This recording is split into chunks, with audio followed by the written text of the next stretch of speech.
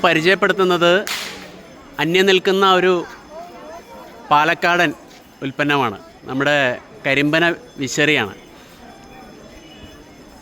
ചളവറ സ്വദേശിയായ വിശറി ബാപ്പു എന്ന പേരിൽ അറിയപ്പെടുന്ന അറഞ്ഞിക്കൽ ഉസ്സൻ, അദ്ദേഹത്തിൻ്റെ വിശേഷങ്ങൾ നമുക്ക് കേൾക്കാം. എനിക്കിപ്പോൾ 68 വയസ്സ്. ഞാൻ എൻ്റെ ഫാദറുടെ കൂടെ 50 വയസ്സിന് മുമ്പ് 12ാം വയസ്സിൽ തുടങ്ങിയ കച്ചവടമാണ്. ഇപ്പോൾ അന്ന് 2 അണയാണ് തൃശ്ശൂരൊക്കെ വില പറഞ്ഞത്. അന്ന് കറണ്ട് കമ്മിയായിരുന്ന സ്ഥലമാണ്. അന്ന് ഞങ്ങൾക്ക് മര്യാദ കച്ചവടം ഉണ്ടായിരുന്നു. ഇപ്പോൾ എൻ്റെ വീട് ചളവറ ചേർമ്പറ്റക്കാവ് പോസ്റ്റിലാണ്.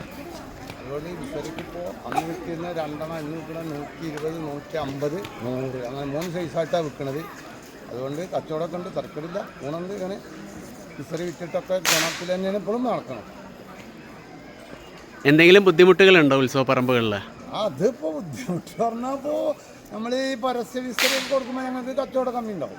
അതില്ലാത്തടത്ത് ഇപ്പോൾ ദൂരെ അലങ്ങാടിപ്പുറത്ത് അങ്ങനെ വലിയ വലിയ കാവുകളിൽ തൃശ്ശൂർ ഒക്കെ പരസ്യ വിസ്തരി ആകുമ്പോൾ ലക്ഷം കമ്മിയുണ്ട്. എന്നാലും പഴയ ആൾക്കാർ പുരാവസ്തുവായിട്ട് ഇത് കണ്ടാലും പുരാവസ്തുവായിട്ട് ഒന്ന് വന്ന് നോക്കിയിട്ട് വാങ്ങി എടുത്തു പോകും. ഇപ്പോഴും അതിനോട് സ്നേഹമുള്ളവരുണ്ട്, ഇഷ്ടം പോലെ ഉണ്ട്, ഇഷ്ടം പോലെ.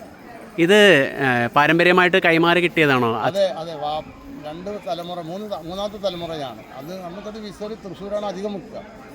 ഇപ്പോൾ ഞങ്ങൾ എല്ലാ ഉത്സവ പറമ്പിൽ കൂടെയാണ് വിറ്റുകൊണ്ടിരിക്കുന്നത്. അതുകൊണ്ട് ചിലവുണ്ട്, കച്ചവടം കുഴപ്പമില്ലാതെ പോകണം, തരക്കടില്ല.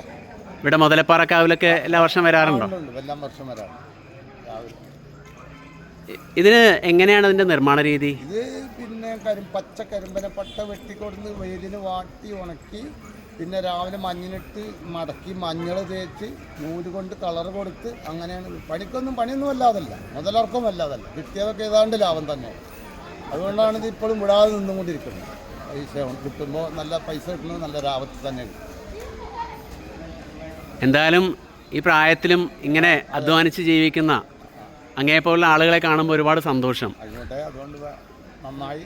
ഇതിൽ ആരെങ്കിലും അങ്ങേ സഹായിക്കാറുണ്ടോ? ഉണ്ട്, എൻ്റെ പെങ്ങൾ സിസ്റ്ററുണ്ട്, ഓള് കൂടും പണിക്ക്, വേറെ ആരും. എന്തായാലും നന്നായിട്ട് മുന്നോട്ട് പോകാൻ സാധിക്കട്ടെ. എല്ലാ ആശംസകളും. Thank you.